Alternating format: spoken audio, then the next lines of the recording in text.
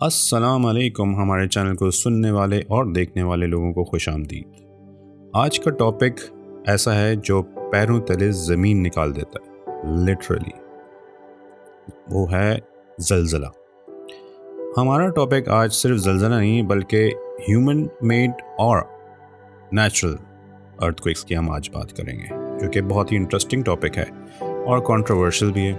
اس کے پیچھے تھیوریز بھی ہیں، کانسپریسی تھیوریز بھی ہیں، مگر فیصلہ آپ کا ہے، میرا کام ہے سچ بتانا اور جو انفارمیشن مجھے ریسرچ کے بعد ملی ہے وہ آپ تک پہنچانا۔ سب سے پہلے ہم بات کرتے ہیں جاپان کی، جس نے اس چیز کو سب سے زیادہ سہا ہے اور بہت بہترین طریقے سے اس کو جھیلا بھی ہے۔ جاپان میں جو زلزلہ 2011 میں آیا تھا وہ سنا پولیٹیکل تھا، کیونکہ اس کی بات نہ سننے کی وجہ سے اس کو سزا دی جا رہی تھی، وارننگ دی جا رہی تھی کہ تم ہماری بات کیوں نہیں سن رہے، اپنی پالیسیز کیوں نہیں چینج کر رہے، اور وہ وارننگ اس کو سمجھ میں نہیں ہے، عجیب سی۔ اور اس کے 2 دن بعد ایسا زلزلہ آتا ہے کہ اس کے نیوکلیئر ریئیکٹرز تک خطرے میں پڑ جاتے ہیں اور جس کی وجہ سے بہت نقصان ہوتا ہے۔ 20,000 ڈیتھس اکر ہوتی ہیں جاپان میں، جو پہلے ہی اتنا چھوٹا ہے۔ اس کے بعد ایک اور زلزلہ دکھتا ہے جو کہ بڑی حیرت انگیز بات، 1 جنوری 2024، جی ابھی جو ہیپی نیو ایئر جس میں ہم جشن منا رہے تھے اور اوپر گولیاں چلا رہے تھے اور پٹاخے پھوٹ رہے تھے، فائر ورکس ہو رہے تھے۔ ہیپی کہنے سے کبھی میں نے ہیپی نیو ایئر ہوتے ہوئے تو نہیں دیکھا، کاش ہم لوگ چینج کریں، کچھ نیا ہم تھے، بلیسڈ نیو ایئر، کچھ روحانیت تو ہو، کچھ سوچیں اندر۔ خیر، جاپان میں یہ جو زلزلہ تھا 7.6 میگنیٹیوڈ کا تھا، لیکن بڑی اچھی طرح سہا اس نے اور اٹھ گیا پھر سے۔ صرف 55 ڈیتھس ہوئیں، افسوس ان پہ بھی ہیں، لیکن انہوں نے کافی اچھا مینیج کیا تھا۔ اس کی وجہ ایک بڑی یہ ہے کہ ان کی بلڈنگیں نہیں گری۔ اس کی وجہ یہ بھی ہے کہ ان کی بلڈنگیں نہ صرف نیچے سے ربر سپورٹڈ ہیں جس میں شاک ایبزاربرز لگے ہیں، جس سے زمین جتنی بھی لے بلڈنگ نہیں ہلتی، پھر فلیکسیبل بھی ہیں جو ٹوٹنے کے بدلے بلڈنگ کو موڑتی ہیں، اور بہت سارے اور بھی سائنٹیفک میجرز ہیں۔ وارننگ سسٹم بھی ان کا بہت اچھا ہے۔ جاپان میں نہ صرف زلزلے زیادہ ہے، اس میں والکینوز، آتش فشاں پہاڑ بھی بڑے پھٹے ہیں، اور اس میں سونامی بھی آئی تھی۔ سونامی ہم نے جب اس کی دیکھی تو ہم خود ڈر گئے تھے دیکھ کے کہ جہاں گاڑیاں چلتی ہیں وہاں کشتی اور جہاز تیرتے ہوئے آ رہے ہیں اور گاڑیاں فلوٹ کر رہی ہیں، تیر رہی ہیں گاڑیاں۔ ہم حیران ہوئے کہ ایسا بھی ہو سکتا ہے، اس سے پہلے ہم نے سونامی کا تو نام بھی نہیں سنا۔ پھر ایک اور سونامی جو ہم نے لوور ایشیا میں دیکھا وہ بھی بڑا خطرناک تھا، پھر وہ بھی آس پاس ہی کے علاقوں میں تھا، اور اس کے بارے میں بھی تھیوریز ہیں اور اس میں بہت نقصان ہوا۔ پتہ نہیں کیوں جاپان ہی کے ساتھ یہ ساری مصیبتیں کیوں ہوتی ہیں۔ والکینوز، سونامی، ارتھ کوئک، نیوکلیئر ایکسپلوژنز دنیا میں صرف جاپان پہ ہی ہوئے ہیں، جس نے صفایا کر دیا پورے شہروں کا، پھر بھی وہ کھڑا ہو جاتا ہے۔ شاید اسی لیے اس نے سیکھ لیا ہے کھڑا ہونا اور بہت اپنے آپ کو مضبوط کر لیا ہے، ٹیکنالوجیکلی بھی اور مورلی بھی، یونٹی ان میں بہت ہے۔ اب ہم بات کرتے ہیں ایک اور بڑے خطرناک زلزلے کی، تھوڑے مہینے پیچھے جائیں۔ ٹرکی میں ہم نے دیکھا بہت ہی خطرناک زلزلہ جس نے پھر لوگوں کو رلا دیا اور پیروں تلے زمین ہلا دی۔ ٹرکی کا میگنیٹیوڈ 7.8 تھا، جو 2 زیادہ تھا پوائنٹس میں، اور صرف 0.6 اور 0.8 میں اتنا فرق ہوتا ہے کہ بلڈنگیں نیچے آ جاتی ہیں، کیونکہ یہ فرق 19-20 کا تو ہوتا ہے، لیکن اس سے آسمان اور زمین کا فرق بن جاتا ہے۔ اور اس میں جو بلڈنگیں گریں اس میں لوگ بھی دبے اور موتیں بھی بہت، 10,000 deaths compared to only 50 deaths in Japan۔ 10,000 deaths بھی ہوئیں، اور اس کے بعد بھی آفٹر شاکس نے لوگوں کو ڈرائے رکھا، لوگ گھر سے باہر بیٹھے رہے کیونکہ بلڈنگیں ان کی گر نہ جائیں۔ کمزور بلڈنگوں کو گرا دیا گیا، مالی نقصان کتنا ہوا کیونکہ وہ بعد میں نہ گر جائیں، جب زلزلے ختم ہو جائیں ان کے بعد بھی وہ گر سکتی تھی۔ اور یہ سلسلہ آفٹر شاکس کا جاری رہا، لیکن پھر بھی اس نے اپنے آپ کو سنبھالا بہت بہتر طریقے سے، اور پھر سے اب کھڑا ہے۔ ٹرکی میں بھی کافی پولیٹیکل انفلوئنسز ہیں، اور ٹرکی جو ہے وہ آزاد 100 سال اس کے پورے ہونے والے ہیں جو اس نے خلافت میں معاہدہ کیا تھا، اور بہت سارے اور فیکٹرز بھی ہیں جو لوگ کہہ رہے ہیں کہ جنگوں میں جو اس کی انوالومنٹ ہے وہ کافی پولیٹیکل ہے۔ اب یہ تو ایک وہ تھیوری ہے، اب آپ اس میں ریسرچ کریں اور جب آپ خود ڈھونڈیں، کیونکہ اس میں آپ کا خود سوچنا اور جج کرنا زیادہ کنونسنگ ہوگا بجائے اس کے کہ میں اپنی رائے دوں۔ اب ہم ایک اور ملک کی بات کریں گے، جی ہاں، پاکستان۔ پاکستان میں ایک زلزلہ آپ نے دیکھا جو پاکستان کے اوپر کے علاقے یعنی کہ خیبر پختون کے علاقے میں زلزلہ آیا اور لاہور اور اسلام آباد میں بھی اس کے اثرات ہوئے. وہ 7.6 میگنیٹیوڈ کا تھا، لیکن پاکستان کی بلڈنگیں اور سارے گھر اور سکولز اتنے نازک ہیں، بہت زیادہ نقصان ہوا. افسوس کی بات سب سے زیادہ یہ تھی کہ وہ ایسے وقت میں آئے جس میں بچے ابھی اسکول پہنچے تھے اور سب اسکول جو کچے تھے وہ گرے اور بچے ان کے نیچے دبے اور بہت بچوں کی موتیں، 20,000 تو صرف بچے مرے، 5 لاکھ لوگ مرے. اور یہ وقت بڑا خطرناک تھا پاکستان کے لیے. پاکستان افسوس کے طور پہ اس کو بہت بہتر طریقے سے نہیں سنبھال سکا، کیونکہ یہاں پہ پولیٹیکل ول نہیں ہے اور یہاں پہ یونٹی نہیں ہے اور یہاں پہ سنسیئرٹی نہیں ہے کہ ہم لوگ اس طرف پیسہ لگائیں کہ ہم اپنی بلڈنگز کو مضبوط کریں، کیونکہ یہاں پہ انفراسٹرکچر بہت کمزور ہے.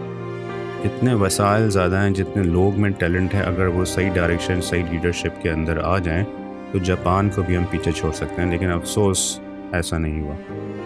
ان بڑھتے ہوئے دنیا کے واقعات اور ان کی سنگینی دیکھتے ہوئے ہمیں خیال آتا ہے کہ کیوں ایسا ہو رہا ہے. کیا واقعی جیسے انسان بوڑھا ہو کے مرتا ہے اور اس میں بیماریاں آ جاتی ہیں اور جانور مرتے ہیں اور چیزیں ختم ہو جاتی ہیں، کیا دنیا کا بھی وقت آ گیا ہے کہ وہ اب بوڑھی ہو گئی ہے اور اب اس کا ہلنا جلنا اور جو بیلنس نظام، جو نیچرل بیلنس، جو بہت باریکی سے ایک چیز بنائی گئی ہے کہ کتنا پانی ہو، کتنا اوپر جائے، پھر نیچے ریورز میں بہتے ہوئے صاف کرسٹل ہوتا ہوا بٹ سب کو ریورز میں بانٹتا ہوا اور ٹربائن سے انرجی دیتا ہوا، اور پھر سب کے پاس پینے کا میٹھا پانی پہنچے، سمندر کا کھارا پانی کنورٹ ہو کے اوپر سے فلٹرڈ واٹر. اور یہ سارے نظام اگر ہم غور کریں تو زمین میں تھوڑی سی ہلنے کی وجہ سے کیا آفت آ جاتی ہے. سمندر کا تھوڑا سا پانی اونچا ہو جائے، ایک لہر بن جائے جو ہلکی سی اوپر سے دیکھیں تو پیبل کے جیسے پتھر پھینکنے کی ہوتی ہے، لیکن پورے شہر ڈوب جاتے ہیں. تو یہ کیسے ہم لوگ دیکھ رہے ہیں کہ یہ واقعات بڑھ رہے ہیں، اور نہ صرف بڑھ رہے ہیں، ان کی سنگینی بھی بڑھتی جا رہی ہے. یہ فکر مندی کی بات ہے. اب ہم بات کریں گے کہ اس کی وجوہات کیا ہو سکتی ہیں. ٹیکنیکل وجوہات، سائنسی وجوہات تو یہ ہے کہ ٹیکٹونک پلیٹس ہوتی ہیں زمین کے اندر، لیئرز ہوتی ہیں. جو لیئرز جب ہلتی ہیں یا ایک دوسرے سے ٹکراتی ہیں اپنے گیپس کے خاص طور سے ایریاز میں، تو ان کو کہتے ہیں یہ پلیٹس کا ٹکرانا یا ایک کے اوپر ایک چڑھ جانا، جس کی وجہ سے اوپر کی لیئر جس میں انسان بستے ہیں وہ ہلتی ہے اور زلزلے آتے ہیں. یہ تو ہوگی ٹیکنیکل وجہ. لیکن کیا ان پلیٹس کو آرٹیفیشلی ہلایا جا سکتا ہے، ان وائبریشنز ڈالی جا سکتی ہیں؟ یہ بھی ایک بڑا سوال ہے. گلوبل وارمنگ ایک اور نیچرل چیز ہے کہ دنیا گرم ہو رہی ہے، اور اس کے جواب، اس کے جو ثبوت ہیں وہ سامنے ہیں.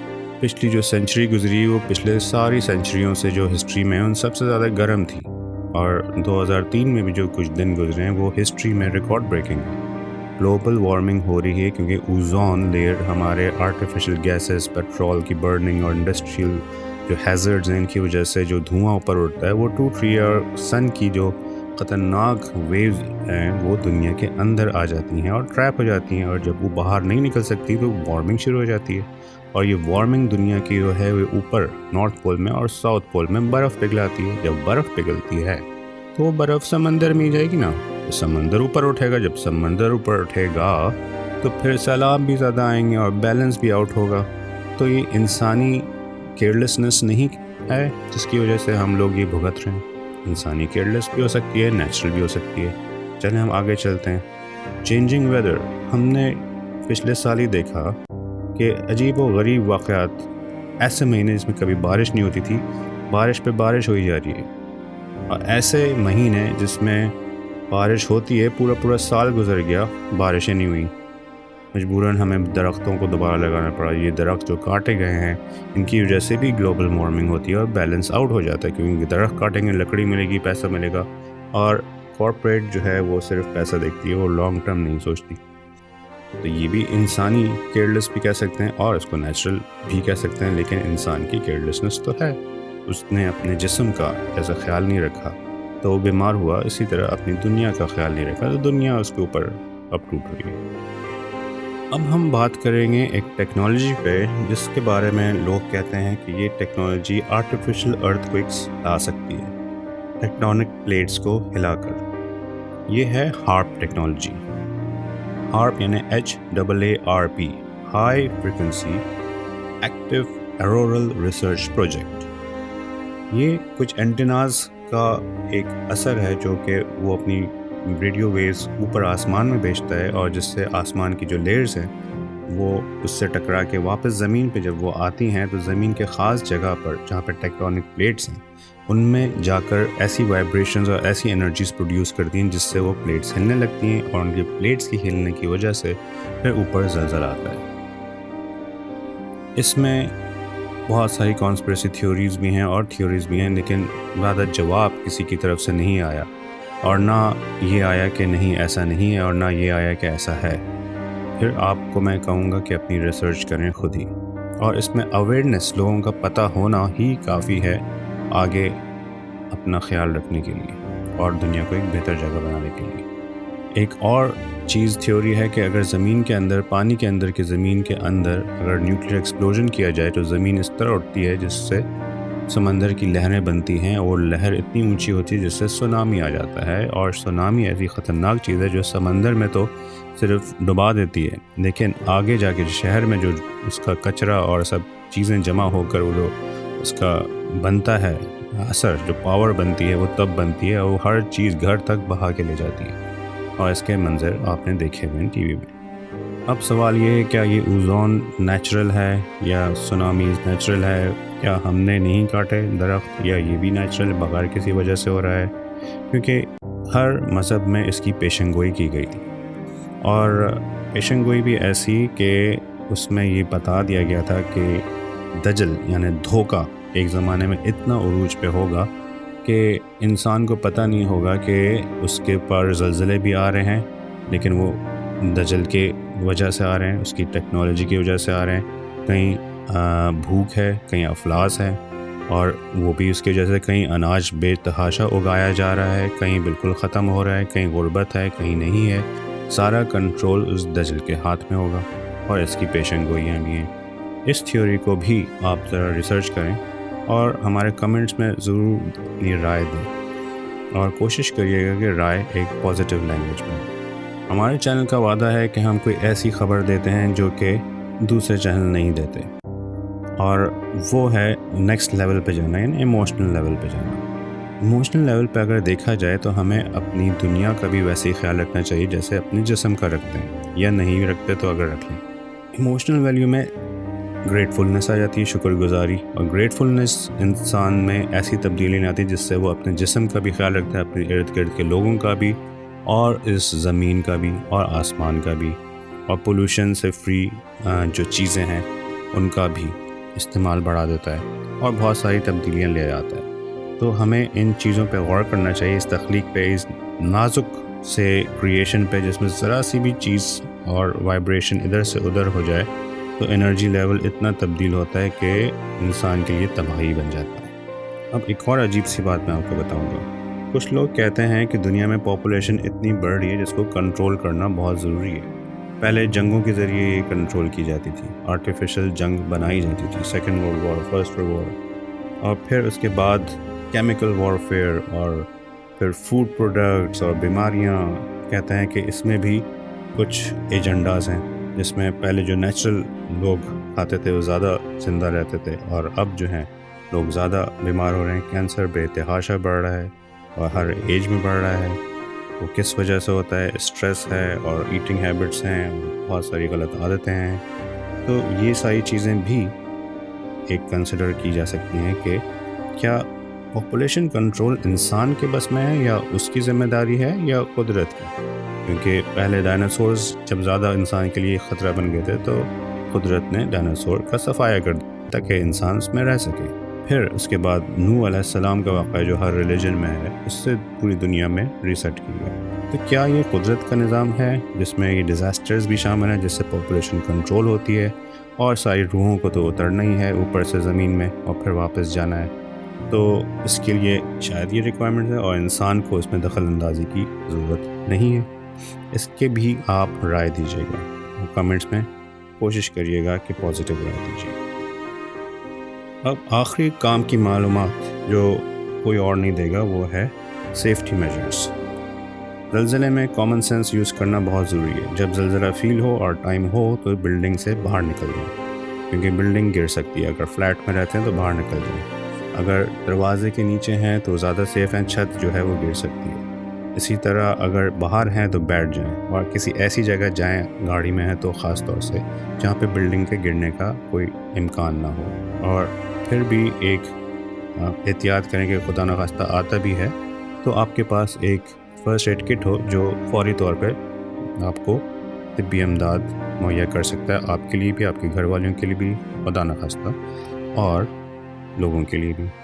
اور اگر سونامی وارننگ آئے تو کیا کرنا چاہیے؟ سب سے پہلے گاڑی واڑی چھوڑ کر اوپر کی کسی بلڈنگ میں جانا چاہیے, کیونکہ سونامی بلڈنگیں نہیں گراتا, سونامی ڈباتا ہے. تو کسی ایسی اتنی اونچی جگہ پہ چڑھ جائیں جو سونامی کے پہنچ سے باہر ہو.